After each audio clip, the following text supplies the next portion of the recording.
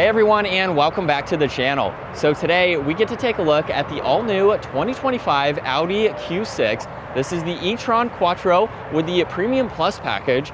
It's finished off in Mythos Black Metallic, and it has an MSRP just over $74,000. Now this is a full EV from Audi, but we are going to start up front where you would normally see the engine. We'll talk about the storage real quick. You do get storage up front, however, the only way to access this is the lever that I just pulled. But it is nice that Audi has used this for some smaller items if you want to place them up front.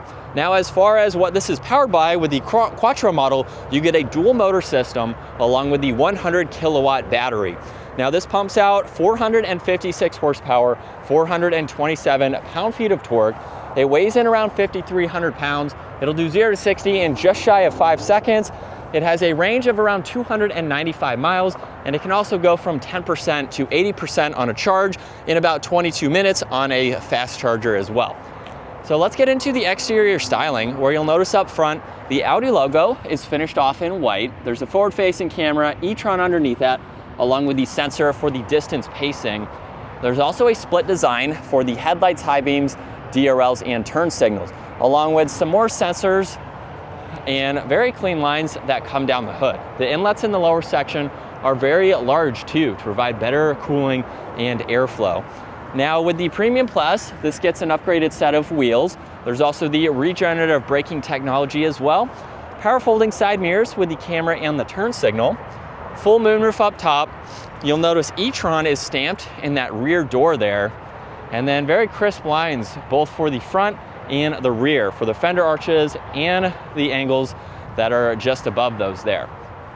Now this has a body colored spoiler. There's the third brake light and the wiper blade. LEDs for the lighting in back. There's also the camera, all the parking sensors as well. Now you can use the button on the key fob or the button up underneath to gain access to the cargo space, where for being an SUV, you have quite a lot of space. Now there's also storage pockets on both sides. There's also some hidden storage underneath the floor. So you lift this up, you can gain access to that. And you can also fold down the back seats from back here. So that gives you a lot more interior space, just depending on the items that you have with you. Now, if you do lock the vehicle, this has the proximity door handles, so you can unlock it from the back. There's the sunshade for this model. There's also Bang & Olufsen for the audio, the two-tone design, more storage in that lower section, and then we have the solid white interior. Now at 5'10", I have a good bit of space. There's storage pockets, air vents. These are heated rear seats. There's also the temperature adjustments. And right in the middle, there's the armrest with the cup holders there. And you can even fold down this middle seat individually if you would like to. So pretty good amount of space. I have about an inch or so above my head to be comfortable in the back. And then up front, you'll notice there's this panel here with all these controls for your side view mirrors, memory seating adjustments, headlights, lock and unlock. Window controls are just behind that. And then there's the automatic front seats, which have a nice look to them. And we are greeted with the steering wheel. Now, as you've noticed, the vehicle is starting to light up with all of the accessories.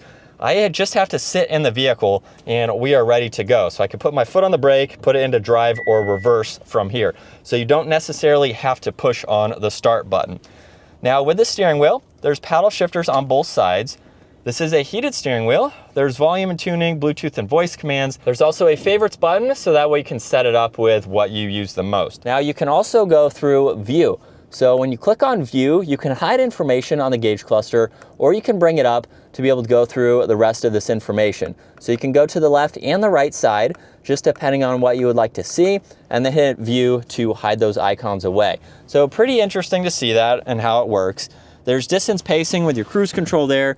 You get storage on this left side. There's also the head-up display. And then with this infotainment system, it's nicely integrated with the gauge cluster here, where you have all of your presets on this left side. So you can get into your home, where you can swipe through all of this information. You can also get into all of these icons, Apple CarPlay, Android Auto. You have some vehicle controls here that you can get into and monitor as well, your charging, all of that. You can quickly get into the navigation, your phone. You have various settings that you can monitor, and then you have charging, which you can access, and a few settings. Now you can also swipe over from the left side and get into some of this information here, opening the charging port and just going through some of this various information up top. So pretty easy to use this. And then you have fixed information in the lower section. So heated and ventilated seats, your temperature adjustments, you can get into the menu for that, even get into the rear climates as needed. Underneath that, there's air vents, as well as auxiliaries, storage, and wireless charging. You have volume and tuning. There's also a shortcut to drive select. So this is how you can get into the different driving modes for this model, including the off-road setting there. You have your start, stop. You also have a control for your fatigue warning, your distraction warning, and then a speed limit warning too. You have a shortcut for your camera system and parking sensors, but you can just push that to get into reverse and go through these various angles here. You do have some shortcuts that you can push on, it looks like, in order to see around the entire vehicle. You also have drive, and B is for your regenerative braking, more of your one pedal driving, which is nice. You get storage in the armrest as well as in the glove box there, garage door buttons up top, and then dome lights and adjustments for the sunshade and the sunroof. And then here's a look at visibility. Pretty easy to see over both shoulders. And with it still in dynamic, here we go. Just easy on the accelerator there, and we're up to speed. So this has all that torque instantly, of course, being an EV. You're going to feel that torque the moment you put your foot on the accelerator. Now, something that's also interesting to see, we do have some other features on the head-up display. When you get to the edge of the lines here, it will actually show you the curve of the road, especially if you're going around turns on that head-up display. So just a really neat, another safety feature to have for this model. But this is what it's like to be behind the wheel for the Q6. I think Audi did a really good job with this curved screen. A lot of manufacturers are going to these larger curved screens, and I think it looks great in this. It's not too big, but it's integrated nicely. I think they did a good job with that. And everything else looks very nice too.